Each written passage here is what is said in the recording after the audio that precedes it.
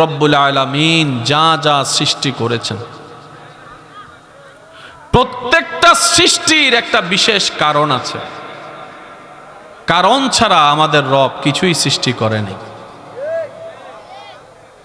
আল্লাহর সৃষ্টিতে একটা সৃষ্টির নাম হচ্ছে কাক, যার চিৎকারে দুপুরবেলা মানুষ ঘুমাইতে পারে না। এই কাককে আপনি যত জীবন দেখেছেন, আওয়াজ দিয়ে বলুন তো, এই কাককে কোথায় বসতে দেখেছেন? পরিষ্কার জায়গায় না ডাস্টবিনে? বা একটু বলি, কাককে কখনো পরিষ্কার জায়গায় সহজে বসতে দেখা যায়? কাক সব সময় থাকবে ময়লা জায়গায়। এই ডাস্টবিনে ময়লা জায়গায় কখনো টিয়া পাখি দেখছেন? ভাই আমাকে একটু রিপ্লাই দিতে হবে। এই ডাস্টবিনে আপনার এই জায়গার মধ্যে কখনো আপনি কবুতরকে দেখেছেন? শুধু কাককে দেখা যায়। বিজ্ঞানীরা গবেষণা করে দেখে এই পৃথিবীর ভারসাম্য রক্ষা করার জন্য যত ধরনের যা দরকার সৃষ্টিকর্তা আল্লাহ সব কিছুর ব্যবস্থা করে দিয়েছেন। একটু মন খুলে বলতে হবে সুবহানাল্লাহ। যারা স্কুল কলেজ ভার্সিটি মাদ্রাসার ভাইয়েরা আছেন, আপনারা একটু বিশেষ মনোযোগ দিয়ে শুনবেন, কারণ আজকের দিনের যুবক শুধু অত্র এলাকার ভবিষ্যৎ নয়, দেশেরও ভবিষ্যৎ, ইসলামেরও ভবিষ্যৎ। কথা বলেন ঠিক কিনা? তো গোড়াটা যদি শক্ত হয়, অগ্রভাগে উঠাটা সাহস পাওয়া যায়। কি বলেন আপনারা, ঠিক কিনা? পাখির নাম কি বলছিলাম? কাক। বলেন তো কি?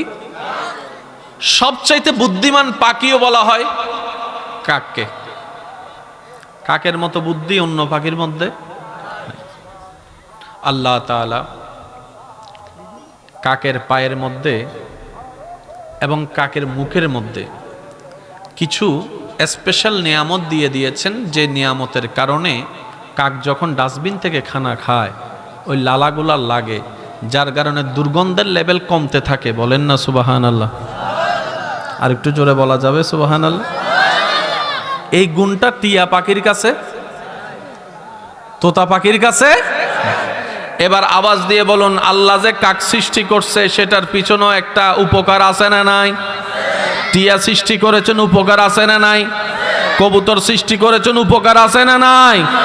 আল্লাহ পাহাড় সৃষ্টি করেছেন, এটার মধ্যেও বিশেষ একটা উপকার আছে। সুবহানাল্লাহ। আমার আলোচনাটা বুঝতে গেলে আপনাকে আগে বেসিকটা বুঝতে হবে, সেজন্য আমার বেসিকটা আগে রেডি করে তারপর আমি আলোচনার দিকে যাচ্ছি। বাংলাদেশে যতগুলা পাহাড় আছে, যার বাবার নামের হোক, পাহাড় কাটা যাবে? বলেন না, পাহাড় কাটা যাবে? পরিবেশ অধিদপ্তর থেকে আপনাকে গ্রেফতারি পরোয়ানা দেওয়া হবে। বাঘ হিংস্র প্রাণী, মানুষ খেয়ে ফেলে, কিন্তু আপনি যদি সুন্দরবনে গিয়ে বাঘ মেরে ফেলেন, আপনার নামে অ্যারেস্ট ওয়ারেন্ট বের হয়ে যাবে। একটু কথা বলেন না রে ভাইয়া। তো বাঘ তো মানুষ খেয়ে ফেলে, রেখে লাভ কি? পরিবেশ অধিদপ্তর বলে এই পৃথিবীতে মানবের জন্য, এই পৃথিবী টিকে থাকার জন্য বাঘেরও দরকার, সিংহেরও দরকার, কাকেরও দরকার, পাহাড়েরও দরকার, সাগরেরও দরকার, নদীরও দরকার, খালেরও দরকার। আর এই পৃথিবী তোমার একার নয়, এটা সবার পৃথিবী। সুতরাং অন্যের হক নষ্ট করার অধিকার তোমার নাই। বলেন না সুবহানাল্লাহ?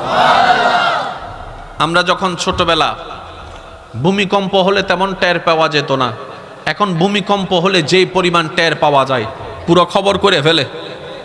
একটু জোরে বলেন না রে ভাইয়া। এখন ভূমিকম্প হলে ডাইন বাম টের করে ফেলে, আগে হলো তেমন খবর হতো। তো পরিবেশ অধিদপ্তররা বলে পৃথিবীর ভারসাম্য রক্ষার জন্য পাহাড় দরকার।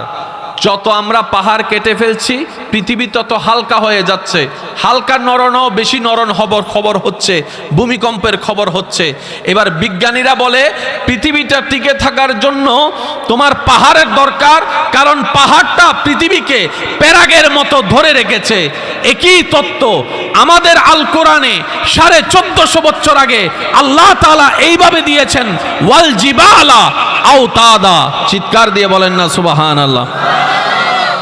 এটা বলার একটা কারণ হচ্ছে, আমাদের বর্তমানে অনেক যুবকরা মনে করে ইসলাম আলাদা, বিজ্ঞান আলাদা। কথা বলেন না ভাই। অনেকে মনে করে বিজ্ঞান আলাদা, ইসলাম আলাদা। আমি বলি না ভাই, ইসলামের ভিতর সব আছে, science, arts, commerce, physics, chemistry, biology, সর্ব ধরনের জ্ঞান আল্লাহ ইসলামের ভিতর দান করে দিয়েছেন। বলেন না সুবহানাল্লাহ। এবার আওয়াজ দিয়ে বলেন, পৃথিবী টিকার জন্য পাহাড়ের দরকার আছে না নাই? সাগরের দরকার আছে না নাই? নদী খালের দরকার আছে না নাই? নিয়ম নীতিতে চলার দরকার আছে না নাই? আল্লাহ তাআলা মানব জাতিকে পৃথিবীর ধরাতে টিকে থাকার জন্য, বসবাসের জন্য, জীবনযাপনের জন্য যা কিছু দরকার তা রব্বুল আলামিন ব্যবস্থা করে দিয়েছেন। পাহাড় আপনি আমি বানাই নাই, সাগর আপনি আমি কাটি নাই, আপনার গাছপালা আপনি আমি জীবন দান করি নাই, আল্লাহ তাআলা সব দিয়েছেন। রব্বুল আলামিন বলে, বান্দারে বান্দা, ইন্নী জাইলুন ফিল আরদে খলিফা।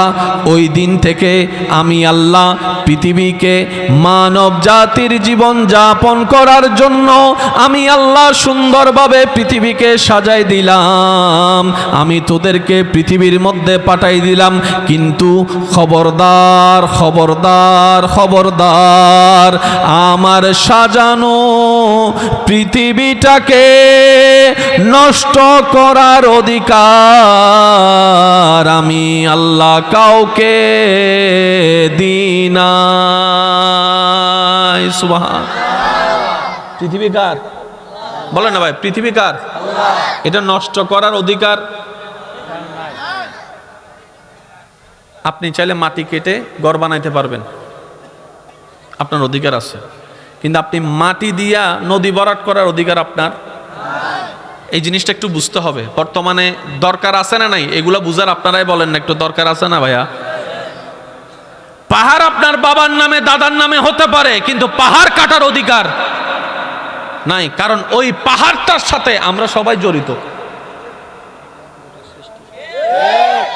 জঙ্গলের সাথে আমরা জড়িত, কথা বলেন ঠিক কিনা?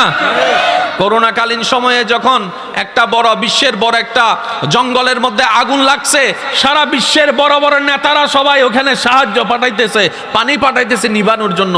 ভাই তোমার দেশ তো না, জঙ্গল তো অন্য দেশের, তুমি নিবাও কেন? তখন তারা উত্তর দেয়, ওই জঙ্গলের গাছের টাকায় আমরাও তো অক্সিজেন পাচ্ছি। কথা বলেন না সুবহানাল্লাহ। এবার আসেন, মানুষ বেঁচে থাকার জন্য নিঃশ্বাসের দরকার আছে। আপনারা একটু যদি আমাকে উত্তর দেন, নিঃশ্বাস কোত্থেকে পাই আমরা? এই তো মাশাআল্লাহ বলেন, কোত্থেকে? এখন আপনি বসে কার গাছ থেকে নিঃশ্বাস নিচ্ছেন জানেন? কার বাড়ির গাছ? সেজন্য আমি মাঝে মধ্যে বলি, মানুষ বেঁচে থাকে অক্সিজেন, অক্সিজেন হয় গাছ থেকে। কে কোন গাছ থেকে নিঃশ্বাস নিয়ে বেঁচে থাকে, বেঁচে আছে, এটা যদি দুশমনরা জানতো, এসব কথা কয় না, মানুষ আর মারতো না, শুধু গাছটারে। সেজন্য আল্লাহ তাআলা ওই নিয়ামত কাউকে জানতে দেয় না। বলেন না সুবহানাল্লাহ। আল্লাহর কুদরত যে কত চমৎকার বিষয় কিভাবে বুঝায়? সারা পৃথিবীর সমস্ত আলোচক জীবন পার করে দিতে পারবে, আল্লাহর রহমতের এক বিন্দু আলোচনা করা কারো পক্ষে সম্ভব না। মনে রাখবেন, আমি একটু পাগল টাইপের মানুষ, তো পাগলামি একটু বেশি করি। মনের কান কি সবার প্রস্তুত আছে ইনশাল্লাহ? যারা রবের দিকে ফিরতে চান, যারা দুনিয়া এবং আখিরাতে শান্তি পেতে চান, আমি আপনাদের একটু মনোযোগ আকর্ষণ করব। আর কেউ যদি শান্তি পেয়ে আছেন, জান্নাতি হয়ে গেছেন, তারা না শুনলেও চলবে। আমার মতো গুনাহগার যারা আছেন, আমি আপনাদের একটু মনোযোগ চাচ্ছি। কারণ কি জানেন? আপনি যতই যাই কিছু করেন না কেন, ঘরে যদি শান্তি না পান, আপনার আর আছে কি? আপনার বউ যদি আপনার 2 পয়সার দাম না দেয়, এই সম্মান দিয়ে কি করবেন আপনি? কথা বলেন আরে ভাইয়া। আপনার ছেলে মেয়েকে আপনি বললেন ডাইনে যাইতে, সে যায় বামে, বামে কইলে যায় সোজা। সবাই আপনার কথা শুনে, আপনার ছেলে মেয়ে আপনার কথা শুনে না, তাইলে আপনি অর্জন করলেন কি? বুঝাতে পারছি কথা? বাহিরের শান্তির চাইতে বেশি দরকার ভিতরের শান্তি, ঘরের শান্তির চাইতে বেশি দরকার মনের শান্তি। একটু কথা বলেন ঠিক কিনা?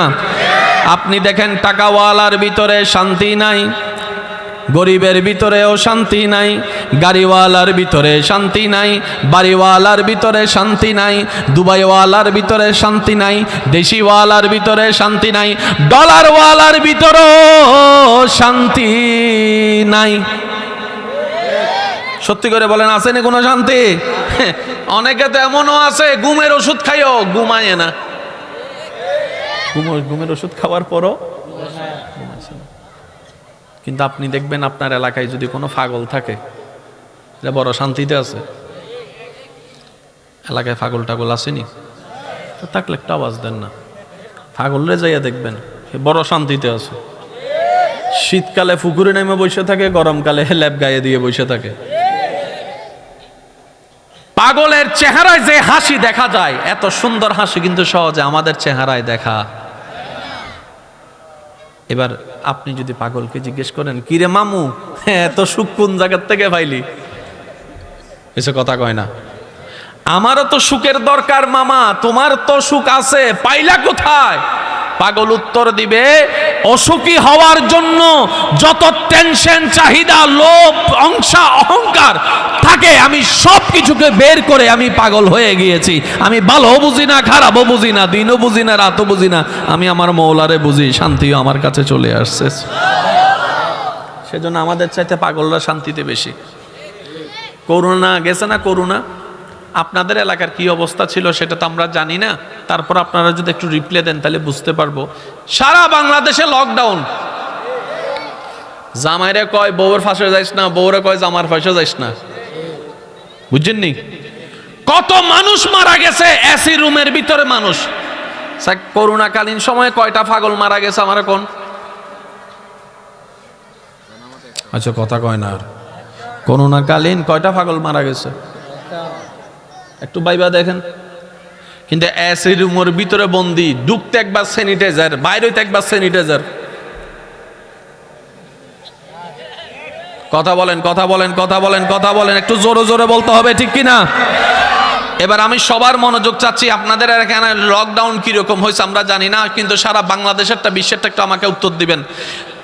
করোনা থেকে বাঁচার জন্য সারা বিশ্বের সিদ্ধান্ত লকডাউন। বাজার বন্ধ, বলেন বাজার, বাজার, দোকানপাট, রাস্তা, চাকরি, স্কুল, মাদ্রাসা, কলেজ, হেফজখানা, খাবার দাবার, বলেন বলেন বলেন, খাবার বন্ধ, খাবার বন্ধ, খাবার বন্ধ। এবার নিজেকে একবার প্রশ্ন করেন, ব্যবসা বন্ধ, চাকরি বন্ধ, ইনকাম বন্ধ, কিন্তু করোনা কালীন তো আমি উপবাসে ছিলাম না। সুবহানাল্লাহ কোন? ঠিক বললে সওয়াব পাবেন কি পাবেন না আমি জানি না, কিন্তু সুবহানাল্লাহ বললে অগণিত সওয়াব পাবেন। আর একবার যদি আপনার বলা সুবহানাল্লাহ কবুল হয়ে যায়, আপনার আমলনামায় আসমান জমিনের মাঝখানে যতগুলা খালি জায়গা আছে সব সওয়াব আল্লাহ আপনারা দান করবেন। আল্লাহ আপনার যদি সুবহানাল্লাহটা কবুল করে নেই, আপনার নামে জান্নাতে একটা গাছ লাগাই দিবেন। তো সেজন্য যে কোনো মাহফিলে যাবেন, কিপটামি এই জায়গায় করবেন না। যাদের গুনাহ বেশি সওয়াব কম, সব নিতে থাকবেন, সুবহানাল্লাহ কইতে থাকবেন, সুবহানাল্লাহ কইতে থাকবেন। হুজুররা বলুক আর না বলুক, আপনারা বলতে থাকবেন। বলেন তো দেখি কিভাবে বলবেন সুবহানাল্লাহ? আরেকটু জোরে বলেন সুবহানাল্লাহ। করোনা কালীন সব বন্ধ, 2 বেলা 3 বেলা খাইতেছে। এই কথা কি অস্বীকার করতে পারবে? আবার বলি, একটু উত্তর দিবেন। দোকান, চাকরি, ব্যবসা, স্কুল, কলেজ, ঘরের থেকে বাইর হওয়া, 3 বেলা খাওয়া। এবার বুঝতে পেরেছেন রিজিকের মালিককে? এই বুঝটা যদি আমাদের চলে আসে, পৃথিবীর 95% জামিলা শেষ। আর সিডাঙ্গ থাকা হতা হয়, হতে মারলে ফিরে এইবার যদি না থাকতো বেগিন জামিলা শেষ হয়ে যেত। এই ফেরিবার হারণে বেগিন জামিলা বাজি গিয়ে দে, এই যে হতানো হয়, ঠিক না ভাই? ঠিক। সব জামিলার মূল কি বলেন? কি পেটের কি দরকার? এবার বলেন খাবারের ব্যবস্থা করে দেন কে? সবাই মিলে বলেন খাবারের ব্যবস্থা করে দেন কে? রিজিকের ব্যবস্থা করে দেন কে? সম্মানের ব্যবস্থা করে দেন কে? টাকার ব্যবস্থা করে দেন কে? সুস্থতার ব্যবস্থা করে দেন কে? বিপদ থেকে মুক্তির ব্যবস্থা যিনি করে দেন তিনি কে? আছে না নাই? দেখে কি দেখে না? শুনে কি শুনে না? দিতে পারে কি পারে না? গর্ত থেকে তুলতে পারে কি পারে না? অসুস্থকে সুস্থ বানাতে পারে কি পারে না? অশান্তিরে শান্তি বানাইতে পারে কি পারে না? ওই আল্লাহ আছে না নাই? দেখে কি দেখে না? তাহলে আমাদের এত টেনশন থাকার দরকার কি? আজকে একটা কথা মনে রাখেন, টেনশন কারা করে? যার লগে আল্লাহ সম্পর্ক দূরে টেনশন তাদের, আর যার লগে রবের সম্পর্ক কাছে আগুনের সামনে দাঁড় করায় দিলে ওনার কোনো টেনশন লাগে না, ইব্রাহিম নবীর মতো। আর একটু আস্তে করে বলেন না সুবহানাল্লাহ। যাদের সাথে রবের সম্পর্ক কাছের তাদেরকে যদি আপনি মাছের পেটেও ফেলে দেন টেনশন নাই তাদের, আগুনের সামনে রেখে দেন মলিনতা নাই চেহারার ভিতরে। কেন জানেন? ওনারা বলে এই আগুনের ধর্ম হচ্ছে জ্বালিয়ে ফেলা, কিন্তু যদি আমার রব চায় আর আমার রব যদি না চায় তাহলে আগুন আমাকে জ্বালাতে পারবে না, আগুন আমাকে জ্বালাতে পারবে না। সুবহানাল্লাহ বলতে থাকি, আগুন আমাকে জ্বালাতে পারবে না। ইউনুস নবী বলে মাছ খেয়ে ফেলে পেটে হজম হয়ে যায়, এটাই বাস্তবতা। কিন্তু যদি আমার রব চায়, আর রব যদি না চায় মাছের বাফেরও ক্ষমতা নাই আমাকে গিলে হজম করা, আমাকে গিলে হজম করা। এই বিশ্বাসের নাম হচ্ছে তাওয়াক্কুল, এই বিশ্বাসের নাম হচ্ছে ভরসা। তাই তো আল্লাহ কোরআনুল কারীমে সূরা তালাকের ২ নম্বর আয়াতে শেষের অংশে বিশ্ববাসীকে জানাই দিচ্ছেন ওয়া মাইয়াত্তাকিল্লাহ ইয়াজআল লাহু মাখরাজান।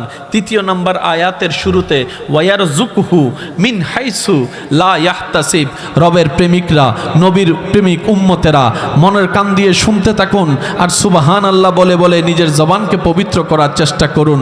রব্বুল আলামিনের ফরমান, হে আমার বান্দারা, যদি তোমার জীবন চলার পথে এমন পরিস্থিতি সামনে চলে আসে, বিবেক বলে বাঁচার কোনো উপায় নাই, তোমার জ্ঞান বলে উঠার কোনো উপায় নাই, তোমার বুদ্ধি বলে আমার পাশে আজকে কেউ নাই, আজকে আমার শেষ, আজকে আমার সব শেষ, আজকে আমার ব্যবসা শেষ, আজকে আমার সংসার শেষ, আজকে আমার দুনিয়া শেষ, এমন পরিস্থিতির মধ্যেও যদি তুমি বান্দা নবীর প্রেমটার সাথে নিয়ে আমি রবের উপর এতটুক ভরসা করে একটা কথা বলতে পারো, আমার আল্লাহ আছে, আমার আল্লাহ আছে, আমার আল্লাহ আছে, সুবহানাল্লাহ বলতে থাকি, আমার আল্লাহ আছে, বাস এতটুক যদি বান্দা তুই বলতে পারিস, আমি আল্লাহ তোর সাথে ওয়াদা করলাম ওয়া মাইয়াত্তাকিল্লাহ ইয়াজআল লাহু মাখরাজান।